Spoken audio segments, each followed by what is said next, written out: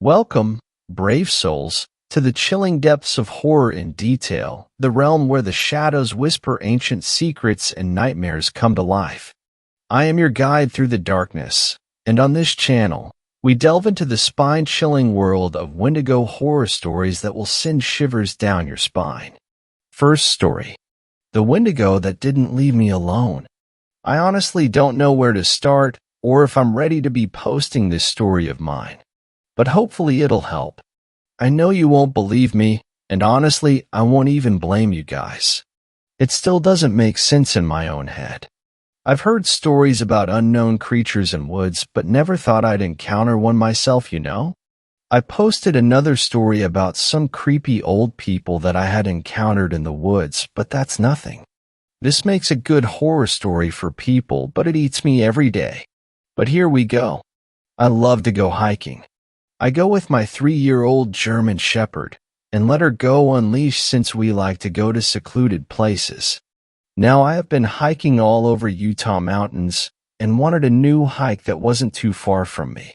I have an app that tells me about hikes near me, if it is a hard hike, reviews, and if it's dog-friendly. Now I was scrolling through All Trail looking for possibly something new, but I wasn't too hopeful. But to my delight, there was something new. I don't know why I don't remember the name of it, but I do remember it was at the bottom of the list, and it had one review saying good. I thought that was kind of strange. Mostly because people love to review hikes and try to tell the city what they can do to improve the hike and make it more safe, but I figured it wasn't a popular hike. So the next day, Kyrie and I packed up our stuff and went up towards the hike. I always carry first aid kit, extra food, a knife, and just emergency stuff in case I get lost. It's important to mention now that Kyrie eats a raw diet, meaning she eats raw meat not cooked, and since we were going so early in the morning, I thought I could bring some with us. I put it in her blue backpack I make her wear and decided when it was getting warmer we would stop to eat. Where I live, there's a long drive through the canyon and many roads going towards the hike you'd like to go on. This one was a little further than I'm used to, but I didn't care, it was new, and I was excited, so was Kyrie. She cries in the car until we get there. Now I was following the directions on my phone and saw that it had led me towards a thin road that was hidden. No wonder I haven't heard of this place. It was hidden and far up the mountain. The road only fit one car, so the whole time I was so anxious that another car would come down and how I would handle that, but there never was. I never saw another car. When I got to the parking lot, if I could call it that, I noticed there was only space for like 3 cars, all in a tight space. It was small, so I decided to park my car with the front facing towards the road. I thought maybe it was private property. Checked the app, but it didn't say anything about private property. I shrugged it off, got Kyrie out, prepared us, and saw the trail. Now, even though I knew there wasn't anyone parked there, I kept Kyrie on a leash. I didn't know if there were bikers along the trail, but after 30 minutes or so I didn't see anyone. I decided to let her off leash. It was a steep hike for the first half, but it was beautiful. We were deep in the woods, and I felt at peace.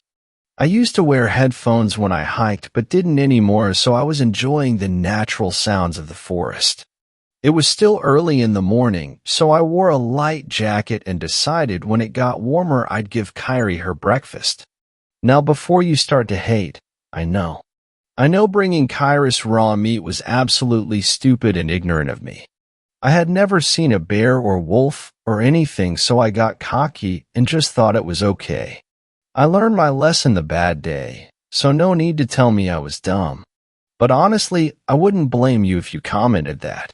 Now here is where we begin the bad part of this story. The trail finally stopped being steep and sort of an easy hike from here. When you got to the top, you could see through the trees a beautiful open meadow. On the other side of it, you can hear a river and a waterfall. The trail went around the meadow. The meadow was absolutely beautiful with the mountains in the background, the sound of the water. This hike was almost the most beautiful one I had ever been to. When Kyrie and I were sort of in the center of the meadow, she stopped right in front of me and looked towards the meadow. Kyrie always walked ahead of me, and when she stopped, I stopped since I trusted her judgment. Before I could look, the smell hit me first. You know, the typical rotting smell, but oh my God. Words cannot explain how bad it stank. It burned my nose and started to make me tear up. I put my shirt over my nose, feeling nauseous, and looked over to where Kyrie was looking. In the middle of the meadow was a deer. Now I've only seen does, but never a male deer in person. But his antlers were huge. Have you ever seen Princess Mononoke? When he sees the deer spirit walking across the water, and how big his antlers were. Almost like that. The beauty of the deer was amazing, but not enough to take away the disgusting smell that was making me sick. The deer was looking towards the mountains and away from me. I thought maybe Kyra's food was going bad. I checked that, and it seemed fine. When I looked up again, the deer was looking towards our direction. I noticed that Kyra's hackles went up at that. She started to cry nervously. Now I've heard of Wendigos and skinwalkers. I am Native American. It is common for these creatures to be in our childhood stories. That and also listening to scary stories on YouTube. Now when Kyrie did that, I got a bad feeling in my stomach despite the sickness. It was a Wendigo, and I knew that. Now I didn't know what to do. These creatures were only a part of my stories to make me go to bed, not to instructions of what to do. Plus, my grandmother was the one with the stories and passed away. She was the one with the experience, not my mom or anyone else. I glanced at Kyrie again when she cried and looked back towards the creature. It started to stand on its hind legs. Holy hell, it was fucking tall, and it faced my direction. It started to walk towards me. I was going to run until I heard in my head, I am the one of this land. Suddenly, it started to run towards me full speed. I screamed, called Kyrie, and started to run. Kyrie was following behind me. I started to cry as I was running since I could hear it catch up to me. It was loud. It was destroying everything it came in contact with to get to me. The adrenaline running through me was making me just focus on running. I didn't know where to go, I just ran. The trail suddenly got smaller and bushes with thorns started to appear, but I didn't feel them as they cut my arms. As I heard it got closer, it suddenly went to the left as I ran straight. I somehow had the balls to look back to see it was gone, but also Kyrie. Kyrie, I said, but right as I called out for her, the trail ended with a foot drop onto a patch of rocks. I hit my head, bleeding a bit. But again, I couldn't feel it that much and just got up. I looked towards the forest when I suddenly heard a loud cry from my right. It was Kyrie. Kyrie! I cried out. I stood up, crying and lost at what to do. I looked back to see a river leading up to the waterfall I heard. Suddenly a heavy weight ran into me and we both fell back. I hit my head again on the back and looked up to see Kyrie. Kyrie had blood all over her. It was pouring from her neck. Kyrie! I cried out. She was whimpering and breathing heavy. She still had her backpack on with some cuts in it. Before I had a chance to help her, a scream came from the forest. I looked back at the waterfall and somehow had the strength to pick up my 85-pound dog and carry her. I don't know where I was planning to go. I was just running to the waterfall as if it was a safe place. I was almost there when I heard the creature land on the rocks that I did early. I tripped at that and looked back to see it looking at me. Its eyes were black, or I think so. It could also be that there wasn't anything in there. I don't know. I took off Kyra's backpack and threw it towards the monster, hoping it would take the meat and just leave us alone. I was scooting back towards the waterfall, crying as I did so, holding and dragging Kyrie with my left arm. I found that being so close to the creature made me literally weak to my knees. It walked over to me, taking huge steps. It looked so different than before. Before it looked like a deer, and now as it crawled over to me it looked like a monster. I don't know how else to describe this awful demon. I don't. I'm sorry. but I felt water hit my head hard as I had reached the waterfall. I kept going until I was up against the wall. There barely enough space where water wasn't hitting Kyrie and his faces. Kyrie felt limp at this point. I could somewhat see the creature through the water, but still saw it coming towards me. It stood on its hind legs when it was close enough to me, watching me. The smell was so disgusting, I couldn't help but throw up in my mouth. It reached his arms out to grab me. I screamed so loud. I actually lost my voice. After I let out that scream, another scream came from the deep forest. The creature snapped its head almost completely backward, looking towards the scream. The scream sounded like the one this one had let out earlier. I was still holding on to Kyrie, crying and screaming since its arm was close. It looked back to me, pulling its arm away, and again said in my mind, "I am the one of this land." With that, it took steps back watching me and went down the riverbank. It crawled on all fours, stopping next to Kyrie's backpack. It ripped it apart and pulled out the meat, eating it with the plastic bag that it was in. It suddenly screamed and ran towards that direction of the scream from earlier. When I thought it was gone, I stood up shakily and carried Kyrie towards the trail again. When I was running, I came across my backpack that I had left earlier and stopped. It was ripped apart, so I took off my jacket and wrapped it around Kyrie's neck where she was bleeding a lot. After that, I barely remember. All I remember is carrying Kyrie and driving down, screaming the whole way towards the emergency vet. They asked us what happened, and I told them it was a bear. They called the ambulance since I had blood all over me, and they couldn't tell if it was mine or Kyrie's. Kyrie made it through surgery and had to have some stitches on her, along with a pad. It didn't really heal, and a huge bump grew on there. It had been infected but eventually got better. She also had a bite mark on the top of her left eye, but that healed much better. They pulled out a 4-inch tooth. I don't have it because I couldn't even look at it, but they declared it from a bear, even though they said it looked weird. While I was waiting for Kyrie, I went to look up the trail on the app, and it was gone. Ik why or how, but it is. I don't remember where it is either. That's all a blur. I have some pictures up of Kyrie. The one with my niece is a hike my mom took her on with my niece. It had been weeks after, and my mom thought to try and help her through it. Kyrie looks nervous in the picture, but you can see the huge bump on the left side of her neck. There's also a picture with Kyrie and her bandages around her neck. And the one that is the most recent of her neck, it's black. The stitches came out. The last picture is of the top of her head, also black, but it's healed now. I'll have pictures of these, but don't know where or how to post these. I haven't been hiking since, and I refuse to let Kyrie go. That time my mom took her, she did it while I was at work, but regretted it because she said Kyrie was crying and was so scared they had to just go home.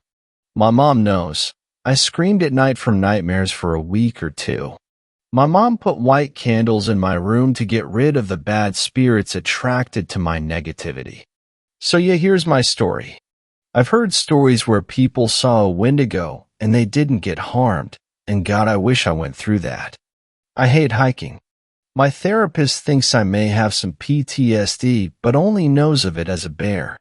I'm getting through it. Kyrie is too.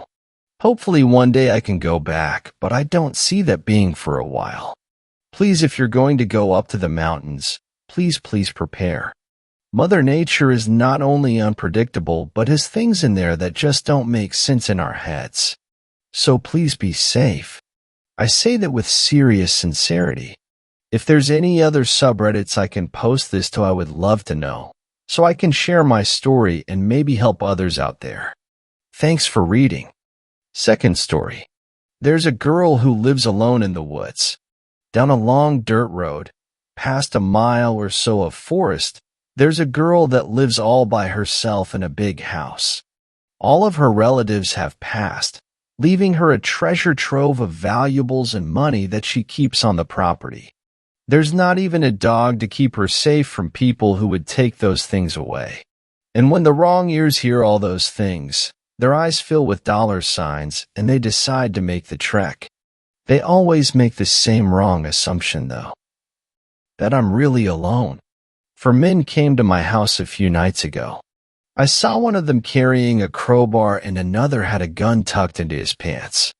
I only closed my curtains and locked my bedroom door. I've seen this happen many times, and I can tell you exactly what came to pass, even if I wasn't a witness to all of it. They enter through the front door. They're always surprised to see it's unlocked, but they likely assume it's because I live so far out and am comfortable in the safety of seclusion. They split up in pairs, not worried about what they'll do if they find the owner of the house. She's just a girl, one who stares at the ground when she talks and who trips over her words in a rush to get them out. She's clearly not very bright, and she's clearly not very strong. One of my monsters is hiding under the couch tonight. When he saw they were coming, he slipped under there. One of their ankles strayed too close, and he's pulled under with not even a scream. In the morning, the man will wake up in a country where he doesn't speak the language and with no memory of how he got there, only that there's a bite mark on his leg and that he'll never feel safe in the dark again. He's the lucky one. The monster under the bed is merciful. The monster in the closet is not. The one with him assumes that the missing man is pulling a prank. He calls his name and starts poking around for him. He asks the other two, who are going through my grandmother's music boxes, where their friend went. They have no clue. They didn't see it happen. The searcher opens a pantry and out a clawed hand flies, wrapping around his throat and dragging him with. He screams and screams and screams until his throat is cut. In seconds, all the skin is flayed from his body, landing next to his body in a pile of fleshy ribbons. Eyeballs are squished like grapes. Teeth fall from his jaws into the ground with a sound not unlike dropping a handful of marbles. He isn't long in the world, but those remaining seconds are filled with some of the most excruciating pain a person could remotely comprehend. When the other two throw open the door, they find the whole pantry is soaked top to bottom with blood. The remains of their friend are unrecognizable as such, other than the scraps of his clothing and his crowbar. The two panic. They split up in their haste to escape. One runs into the backyard. His mistake. The monster outside the window lives out there, and he doesn't really interfere with trespassers unless someone bothers him. And when someone slams the back door open while screaming at the top of their lungs, well, that bothers him, as it would most people, I think. I don't talk about the monster out there, only that once his target was in sight, the unlucky soul didn't have the benefit of a quick death. He was dragged into the shed, and what happens in there I can't tell you. I just know that the man didn't expire until 3 nights later, and when that was happened, he was begging for death. The last one, in a blind panic, ran up the stairs to my room. He threw himself against the door once, twice, 3 times before it gave. I screamed and ran to my corner, my heart thumping in my ears. The man got up and stared at me. Fear turned to realization that I was the girl in the house, and not only that, I was somehow responsible for the mutilation of his friend. He took out his gun and pointed it at my face, calling me a slew of horrible names. He stops when he looks at my eyes. One's blue, now one's turned green. The pupil is constricted to a pinpoint. The other one looks washed out compared to how bright the other is. He can't stop staring at my eye. The gun nearly slips from his hand until I catch it, firmly pressing his hand to the grip. He's starting to shake, sweat dripping down the side of his face. I stare at him until he turns that gun on himself, putting it in his mouth before pulling the trigger. Blood paints the ceiling as the body thuds to the ground.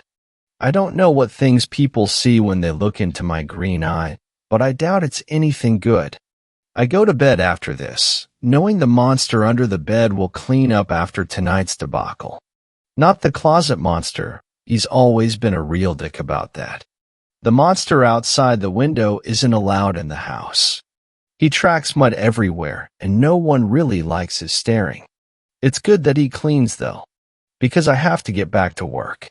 I'm working on a book about thieves who think they can rob a girl who lives all alone, only to find out that she's not alone. And not only that, but that girl is the worst monster of them all, because she created the three monsters that live in under the bed, in the closet, and outside the bedroom window. Third story. The Wendigo at the edge of the lights. The engine stutters as I turn the key, but it dies a few seconds after. Damn it, her engine's cold. It might take a minute to get it running. Frickin' blizzards. I can't wait till winter's over, I say, turning the key more. Well, hurry up, it's freezing, Claire says, zipping up her hoodie. I turn the key 2 more times and Shelley shoots to life. Her lights flicker on and I hear Claire gasp. I look up and see a figure, just standing on the edge of my headlights. I can make out antlers like a deer, but it's on 2 legs. I push my door open and pull out my 9mm loaded with silver bullets, rack the slide, and aim it at the figure, knowing it's what I am hunting. As I do, I hear Claire get out and pull back the hammer of her .38 revolver. Javier, I say, pushing the truck release button. Javier wakes up and sees what's going on and starts to open the door, slowly stepping out. That's not a werewolf, Aiden, Claire says with some unease in her voice. Me and Javier start going back to the truck while not taking our eyes off the creature who is just standing there, watching us. We get to the back and open it up and lift the bottom panel, revealing a bunch of guns, ammo, and other things I've collected over the years. I grabbed the flamethrower I made a few months ago for fun and recently used to take out some out of sprig gun that was stuck in Minnesota and put the sling over me, letting it hang. I handed Javier his double barrel, shut the trunk, and walked back to my door, keeping my Beretta aimed as I walked back. We stayed like this for a while, then the creature started sprinting at us, moving way too fast for a werewolf. I fired 2 rounds, the first hitting the creature in the shoulder and the second hitting its upper chest, but the creature didn't stop rushing us. Within just a few seconds, the distance was closed, and it pounced on me before I could get another shot off, pushing me into the snow, digging its claws into my shoulders. The creature was inches away from me, its skin on its face seemingly peeled back, revealing a deer skull with teeth more like a wolf, not deer teeth. Its skin leathery, with a coat of dark gray tangled and matted hair with blood scattered about, some dried and some wet.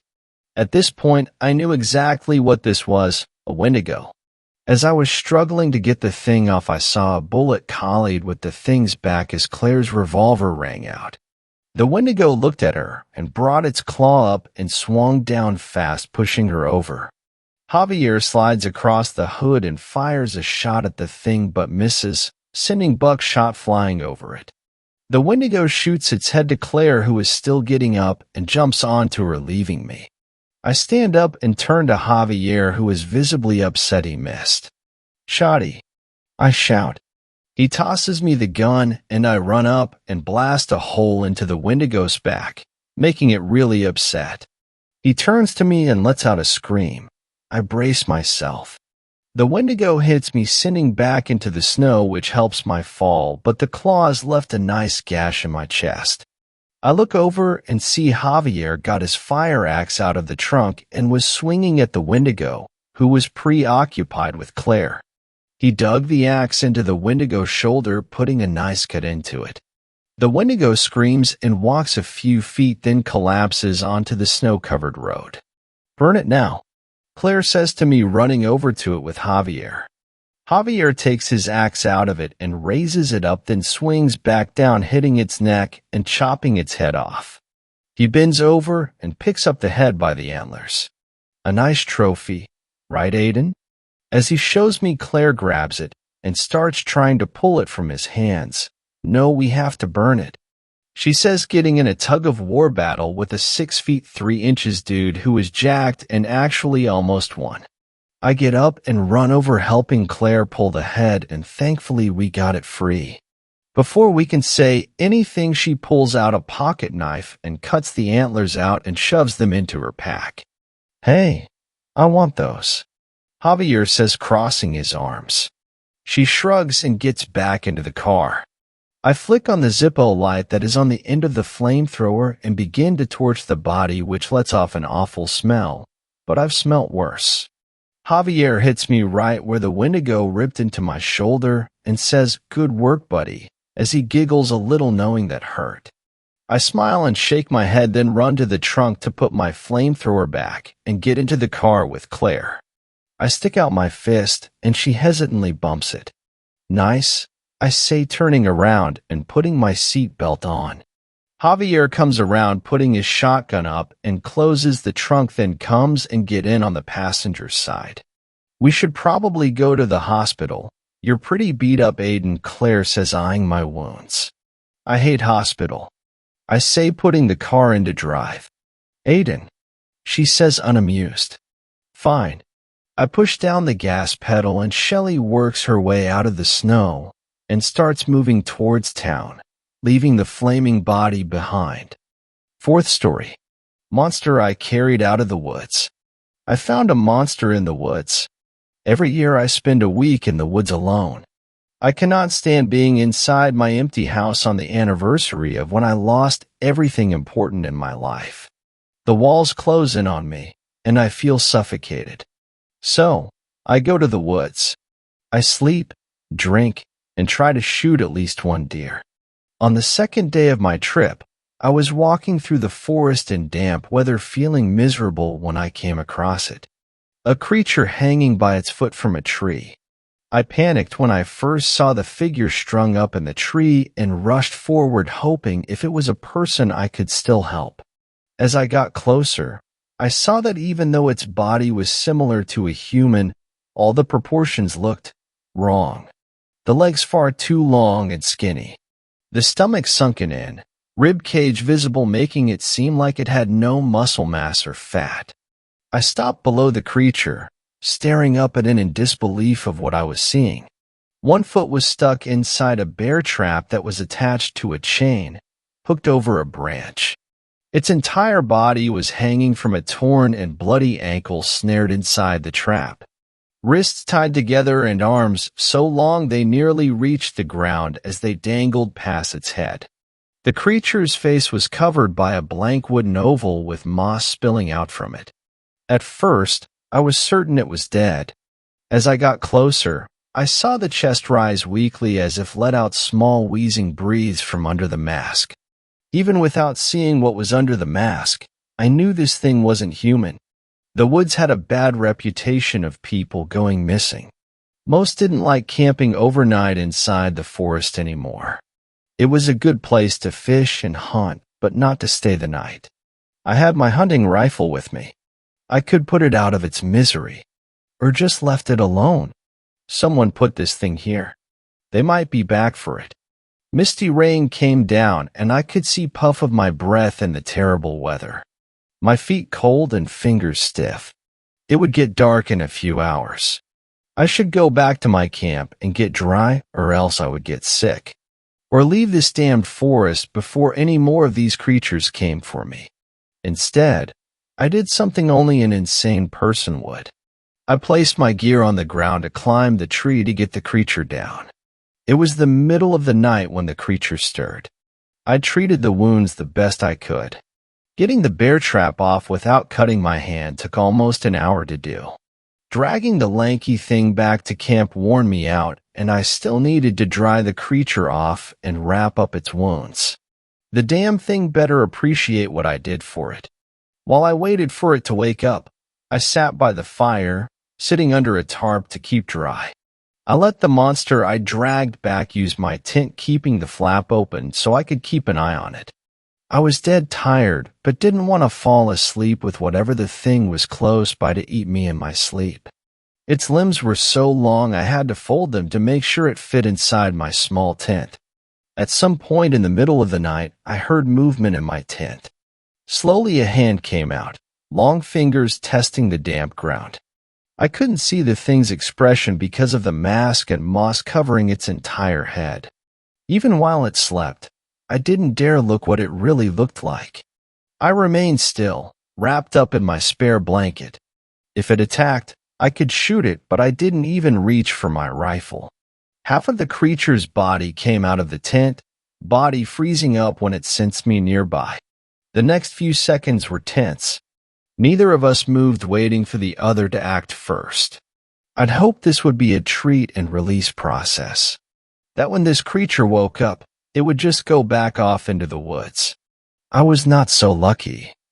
It made the choice to attack the easy target. Darting forward, it cleared the distance between us quickly.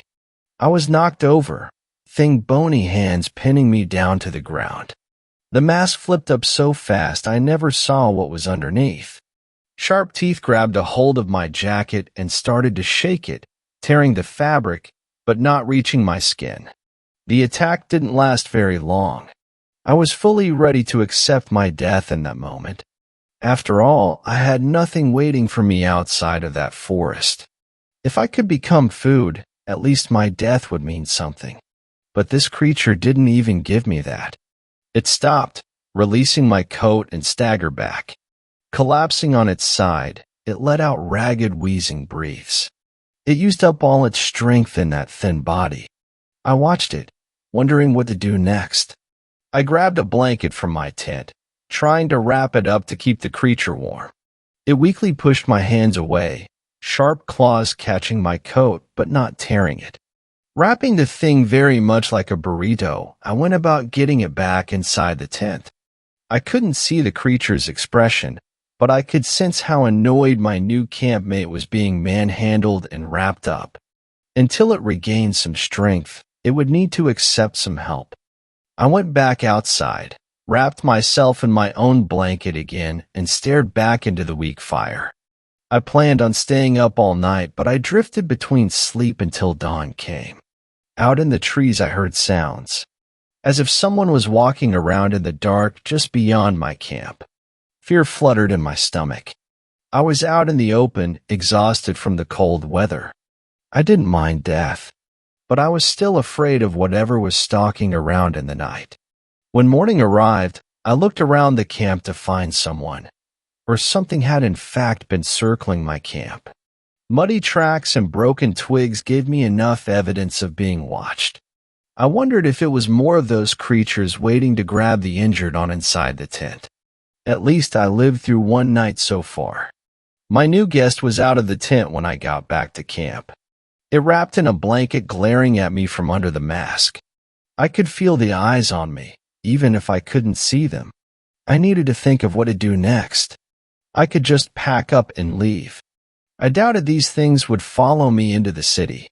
It still wasn't healed up and wouldn't be able to protect itself if whoever hung it up came back.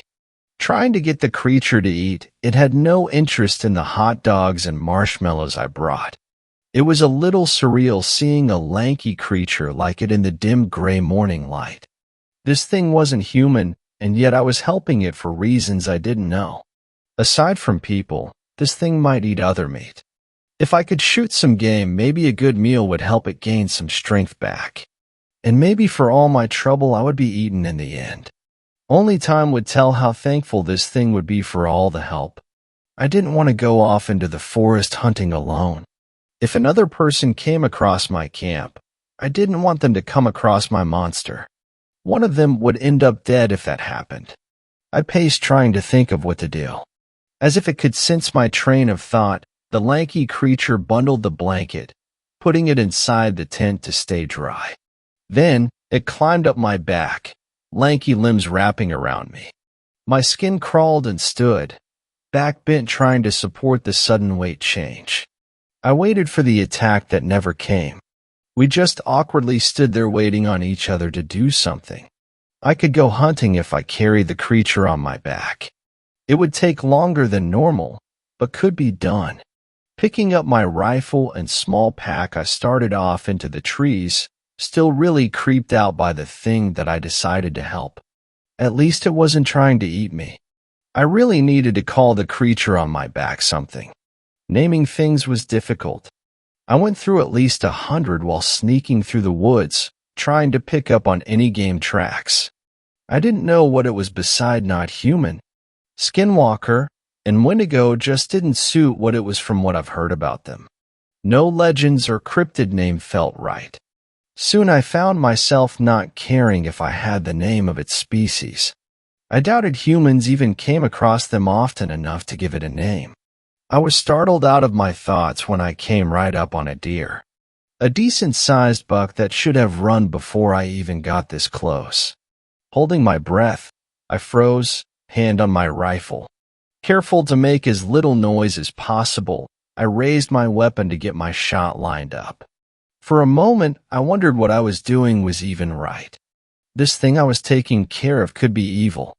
The missing person cases was a hint towards that. Then again, it might just be a part of nature. Killing a deer to feed the creature wouldn't be wrong if this is what happened in the woods without me interfering. I shot twice for good measure. The buck fell with a grunt of surprise. The thing on my back dropped to the ground, moving like liquid.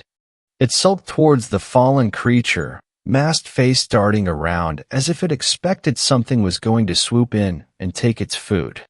While watching it eat, I decided on a name in the worst way possible.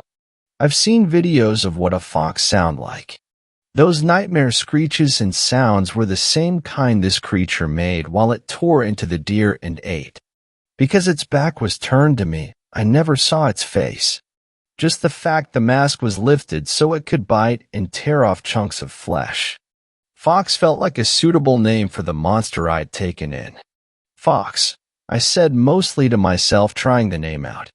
The creature slightly turned at my voice, letting me see a human-looking mouth, but filled with bloody sharp teeth. I think he liked the name. Fox ate through the entire deer with insane speed. Even after devouring through pounds of meat, he was still skinny enough for me to see his rib cage. It was a mystery where he put it all. Gathering up the larger bones, he followed behind me back to the camp. At least he could walk now, although limping and trailing behind. He crawling mostly on all fours even though he was holding bones in his hands. I led him to the river first so he could get cleaned up in the cold water, and I refilled some of my bottles to boil later. When we arrived back at camp, Fox gnawed on a rib while reluctantly letting me look at his injured ankle. It healed so much I knew he would be fine by tonight or tomorrow. Watching him chew though his bone stash, I wondered yet again what I was doing. Not only did I not leave him to die, I'd named him. There was something seriously wrong with me if I could get attached to a creature like this. You can eat me, you know. I told him, not knowing if he knew what I was saying. Fox looked over at my voice but didn't pause in his gnawing. Bone under his moss blanket covering his face. Strangely enough, I wasn't scared of him. I'd already accepted my death for a while now. If he wanted to eat me next, I would almost welcome it. The rest of the day, I let him wander around camp, and I kept the fire going and took a few short naps to catch up on sleep. When night fell, the fear of death finally came to me. I was inside the tent while Fox stayed beside the fire. I'd heard noises from outside and carefully crawled out from my sleeping bag to try and see the source. It sounded like a few people walking just outside where the firelight could reach. Fox tensed up, looking ready to attack if needed. I found my rifle, taking it into my hand as silently as I could. My eyes adjusted to the darkness, and I could faintly see forms similar to Fox moving around in the trees. There was more of whatever he was in this forest. I stood waiting for them to make a move, rifle pointing downward. I didn't want to shoot one if they only showed up to pick up a missing member of their pack. One was brave enough to poke its head into the light. It was low to the ground, lanky elbows pointing up. It also had a blank wooden mask, but it had a mane of tangles, branches covering the upper half of its body. For a second, I thought I spotted glowing eyes inside that heap of wood staring daggers at me. Well, go on, I whispered to Fox, trying to encourage him to go and rejoin his group. Almost like cats, they got closer to each other on all fours, backs arched, studying and doing a half circle around each other. Other creatures appeared watching the exchange, each having a mask of wood with some sort of pile of forest debris covering their faces. Some stood on two legs, making them almost 8 feet tall, other on all four ready to swiftly run forward if startled. It looked like it was going well. Fox got closer to the other creature and reached a clawed hand over as a gesture I didn't understand. In a blink of an eye, they both flew into a flurry of motion. Horrible hissing and garbling cries came from the tangled pair thrashing trying to kill each other. My heart sank and a pit of black fear opened up my stomach. Fox healed up a bit since he was with me, but he wasn't strong enough to fight off the newcomer, let alone all the ones in the woods watching. I accepted I would die, but I was not able to let Fox die with me. I lifted my rifle and aimed it away from the fight. I fired it off into the woods, aiming at nothing. I hoped this sound would make them stop, and it worked. The one creature stopped to look around for the sound. Fox kicked the other aside and scrambled to me as I ran over and stood between him and the other pale form. The newcomer was covered in scratches dripping in blood. Fox looked worse.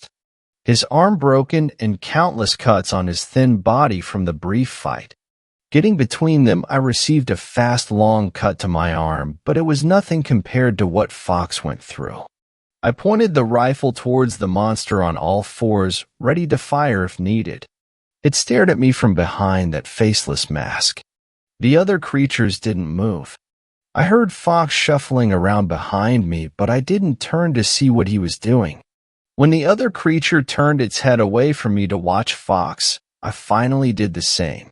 He'd taken off the faceless wooden mask from his hood of moss and tossed it into the fire in front of all of us. The wood gave off a high-pitched shrieking sound as if it was an animal dying. Black flames shot up spewing into the sky for a few seconds until the noise died down. The mask was burned up completely. Fox sat next to the fire, nursing his bad arm. Slowly, the creatures around us started to leave one by one until the one that attacked Fox remained. It sat, blood dripping from its wounds. Finally, it too turned and left us. My arm bleeding and rifle feeling heavy. Dropping my weapon, I collapsed to my knees. Caring about someone else was beyond stressful. White-hot pain started to come through my body from my cut. I found my arm was too heavy to move to see how deep the wound was. Trying to stand, my legs suddenly refused to work. Not knowing why, I fainted into a deep sleep I didn't awake from until it was morning. When I opened my eyes, I was inside my tent on my side. My arm out front of me so I could see the wound was stuffed with moss. I felt hot and too weak to move, or do anything at all. I couldn't even move my fingers. Pain came in waves as I tried to ignore it. Focusing on anything but the throbbing in my arm, I listened to the pattering or rain outside. The light was gray and impossible to tell what time it was. The tent flap opened, letting cool air and misty rain come inside the tent. Fox must have been the one to put me in here, but he didn't know how zippers worked. My energy fading, I fell asleep again. The next few days I knew I was dying. Whatever got into my cut was nasty. That creature easily being able to kill with one strike of its claws. I slept most of the time, far too weak and feverish to move. Fox would keep me hydrated by lifting my head to let me drink from my steel water bottle I brought along. But the water tasted muddy. He was getting it from the river, not knowing to boil it. His efforts might just kill me faster. In my fever dreams, I was tormented by the truth that haunted my every waking hour. The reason why I wanted death so badly, even though I was too much of a coward to do it myself. I wasn't there to hear the car accident, but was still plagued by the sounds.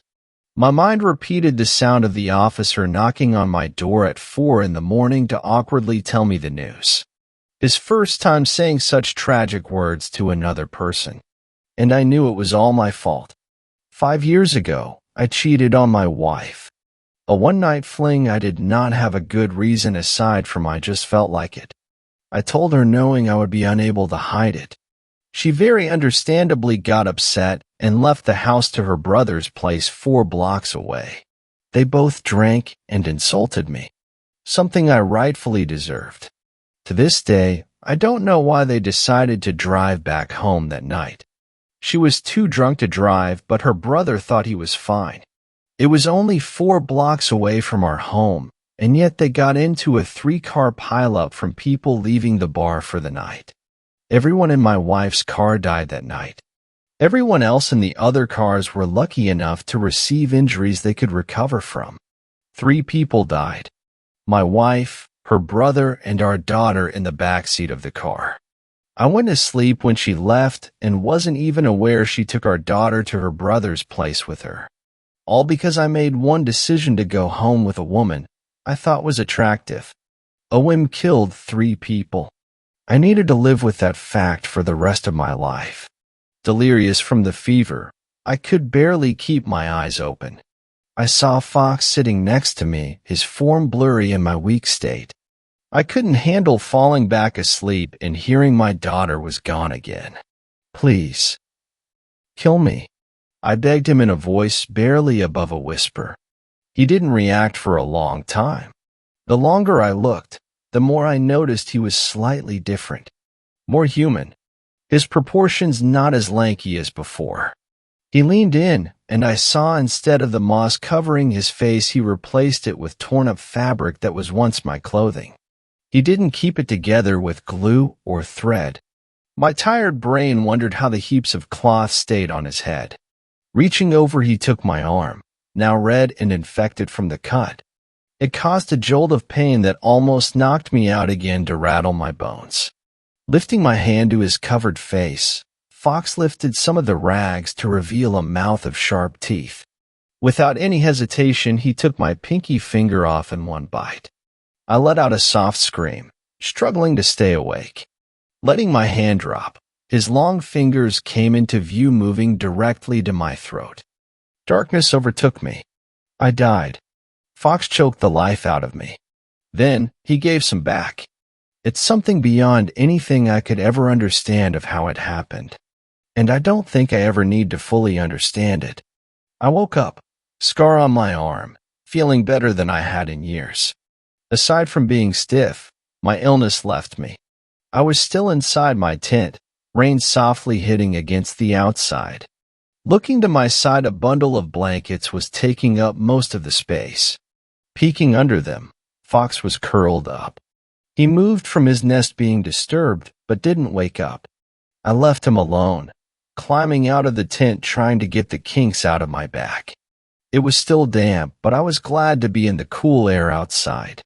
A few minutes passed after I came out, and I took stock of everything. My pinky was still gone, but wound healed along with the cut on my arm. Aside from my clothing being torn apart by Fox, nothing else touched the camp while I was out of commission. I was wondering what I should do when crunching of twigs drew my attention. A pair of men stood wearing raincoats over wet gear, both with rifles over their shoulders, unable to keep them dry. I thought I saw some chain poking out from one of their overpacked bags. Each seemed as if they were camping for a long time and worn down to the bone. "Can I help you with anything?" I asked the pair, voice cracking from a dry throat. I knew who they were. Without a doubt, they trapped Fox and left him hung up in a tree to die. I wondered if I was going to run into the people who did such a thing and still didn't know how to react when it happened. "Have you seen anything strange at night?" One asked slowly while looking over my camp. I felt my hands start to shake and forced myself to keep them steady. "Nope. Nothing. Terrible weather, don't you think? I'm going to pack up and leave today." I hoped I sounded casual enough. Glancing over, I saw Fox sitting up in the tent, moving around in the blanket pile silently. From the angle only I was the one who could see him. The 2 men looked at each other as if trying to decide something. If Fox saw them, would he kill them? Would I let him after what they did? If we let them go back into the forest, these 2 would kill more of those creatures. I was sure of that. Whatever was in the woods, they hunted them down. And I found that I didn't care. I didn't save Fox because of what he is. I saved him to give myself a reason to keep going. He was special because I'd named him and made him special. They hurt him before he became that. If they left, I wouldn't go after them. But if they dared trying to harm Fox now, I wouldn't hesitate in killing them. Either they were too tired to deal with me, or I looked natural enough for them to believe my lie. All right, take care of yourself, the older one said with a small wave of his hand. I watched as they left, still holding my breath.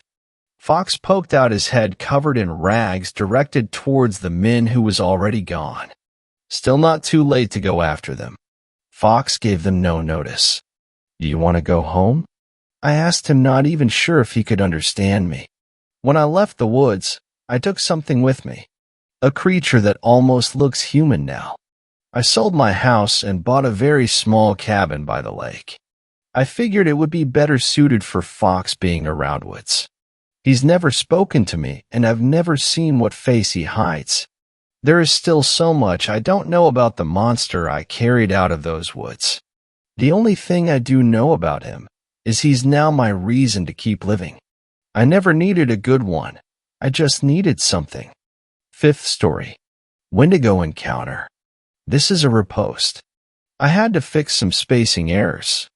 I'm not sure if this is the right place to post this, but I'm scared shitless. After hearing stories and looking stuff up online, I'm fairly sure it was a Wendigo. Me, my son and girlfriend were attacked by something. We were camping up in the northernmost area of Washington. My girlfriend is incredibly superstitious, so she insisted we brought weapons. So I had my combat knife and a 12-gauge shotgun, and she brought a .22 rifle alongside a newly sharpened machete. Our son was just 3 years old at the time. She and I were set on edge from a park ranger who seemed very tense and uneasy, who stopped us and instead of confiscating our weapons told us to be careful and stay safe, then sent us along our way to the camp. When we got there, we were informed that several visitors had spoken about some unnatural noises and a pale creature that would mimic voices and sounds of people who weren't talking or seeming to be distracted. I laughed and put the idea out my mind, thinking to myself, there's no way. They're fucking with us. But I knew better. So we then reached the area we were going to set up camp. We immediately got a fire ready to light and set up our tent and bags. I fed my son as my girlfriend ate a snack. We decided to get a lay of the area, so me and my girlfriend hiked around for about an hour or so. I had one of those baby carrying backpacks and my son started to get real heavy. Everything seemed normal until I saw something down the almost path we were on. We walked closer to investigate and saw drag marks. It looked as if someone had killed a buck.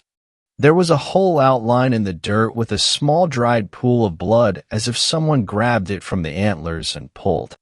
That wouldn't be possible for any man to do. The buck, or whatever it was, would have been way too big for that. Shaken, we rushed back to base camp and restarted the fire and hurried back into our tent. Too afraid to leave since it was dusk by now, we stayed inside the tent and my girlfriend put our son to bed. Eventually, probably from the exhaustion of fright, we fell asleep. What must have been hours later, I awoke to a faint rasping sound that sounded like a child crying. I gazed outside in confusion and saw the outline of a creature that seemed to be a buck, standing over something. It seemed to be about 20 feet away, but at a closer glance had unnaturally long limbs for a buck and was eerily tall. In sudden fear, I unloaded 2 shots into the creature and heard a loud blood-curdling C or Y.M. My girlfriend awoke screaming to the shots I had fired as I tried to explain what I had heard. To my surprise, the animal hadn't moved an inch. Then I noticed the stains on the side of the animal. It looked like blood was running down the edge, and lots of it. It stared at me deep into my eyes as I became petrified with fear. A sinister feeling of dread fell over me as if it knew I couldn't move. I thought to myself, what if it starts to bolt towards us? Just then, this tall, decrepit demonic thing seemed to whisper something. I couldn't exactly tell what it was saying, but it seemed to have said, "I need more children." My girlfriend screamed, asking where our son was. We blacked out. In the morning, we awoke to park rangers at our campsite.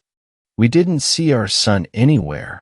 We told the rangers that he was missing, and they started a search party. I explained what had happened, and strangely they seemed to believe it. The one who seemed to be older by at least a decade pulled along the one we met earlier and whispered in his ear. I only heard a single line, and I'm not even sure if what I heard was correct. It sounded like he said, "It's getting bolder." They didn't seem to want us by ourselves, so they waited with us while they continued the search. We stayed in a log cabin for 3 days with a forest ranger. When suddenly some rangers came into the cabin saying they couldn't find our son. My girlfriend starts to sob. I start to hate myself, thinking that I could have done something if I wasn't frozen in fear. We rushed outside only to find some injured and frightened police officials. The rangers wouldn't tell us anything of what happened or what they saw, or why the cops were scared shitless. All we know is that we don't have a son anymore. God help whoever goes into that forest next, and please, please don't bring your kids with you. Wendigo encounter. This is a repost. I had to fix some spacing errors. I'm not sure if this is the right place to post this, but I'm scared shitless. After hearing stories and looking stuff up online, I'm fairly sure it was a Wendigo. Me, my son, and girlfriend were attacked by something. We were camping up in the northernmost area of Washington. My girlfriend is incredibly superstitious, so she insisted we brought weapons. So I had my combat knife and a 12-gauge shotgun, and she brought a .22 rifle alongside a newly sharpened machete. Our son was just 3 years old at the time. She and I were set on edge from a park ranger who seemed very tense and uneasy, who stopped us and instead of confiscating our weapons told us to be careful and stay safe, then sent us along our way to the camp. When we got there, we were informed that several visitors had spoken about some unnatural noises and a pale creature that would mimic voices and sounds of people who weren't talking or seeming to be distracted. I laughed and put the idea out my mind, thinking to myself, there's no way. They're fucking with us. But I knew better. So we then reached the area we were going to set up camp. We immediately got a fire ready to light and set up our tent and bags. I fed my son as my girlfriend ate a snack. We decided to get a lay of the area, so me and my girlfriend hiked around for about an hour or so. I had one of those baby-carrying backpacks, and my son started to get real heavy. Everything seemed normal until I saw something down the almost path we were on. We walked closer to investigate and saw drag marks. It looked as if someone had killed a buck. There was a hole outlined in the dirt with a small dried pool of blood, as if someone grabbed it from the antlers and pulled. That wouldn't be possible for any man to do. The buck, or whatever it was, would have been way too big for that. Shaken, we rushed back to base camp and restarted the fire and hurried back into our tent. Too afraid to leave since it was dusk by now, we stayed inside the tent, and my girlfriend put our son to bed. Eventually, probably from the exhaustion of fright, we fell asleep. What must have been hours later, I awoke to a faint rasping sound that sounded like a child crying. I gazed outside in confusion and saw the outline of a creature that seemed to be a buck, standing over something. It seemed to be about 20 feet away, but at a closer glance had unnaturally long limbs for a buck, and was eerily tall. In sudden fear, I unloaded 2 shots into the creature and heard a loud blood-curdling C-R-Y-M. My girlfriend awoke screaming to the shots I had fired as I tried to explain what I had heard. To my surprise, the animal hadn't moved an inch. Then I noticed the stains on the side of the animal. It looked like blood was running down the edge, and lots of it. It stared at me deep into my eyes as I became petrified with fear. A sinister feeling of dread fell over me as if it knew I couldn't move. I thought to myself, what if it starts to bolt towards us? Just then, this tall, decrepit demonic thing seemed to whisper something. I couldn't exactly tell what it was saying, but it seemed to have said, "I need more children." My girlfriend screamed, asking where our son was. We blacked out. In the morning, we awoke to park rangers at our campsite. We didn't see our son anywhere. We told the rangers that he was missing, and they started a search party. I explained what had happened, and strangely, they seemed to believe it. The one who seemed to be older by at least a decade pulled along the one we met earlier and whispered in his ear. I only heard a single line, and I'm not even sure if what I heard was correct. It sounded like he said, "It's getting bolder." They didn't seem to want us by ourselves, so they waited with us while they continued the search. We stayed in a log cabin for 3 days with a forest ranger. When suddenly some rangers came into the cabin saying they couldn't find our son. My girlfriend starts to sob. I start to hate myself, thinking that I could have done something if I wasn't frozen in fear. We rushed outside only to find some injured and frightened police officials. The rangers wouldn't tell us anything of what happened or what they saw, or why the cops were scared shitless. All we know is that we don't have a son anymore. God help whoever goes into that forest next, and please, please don't bring your kids with you.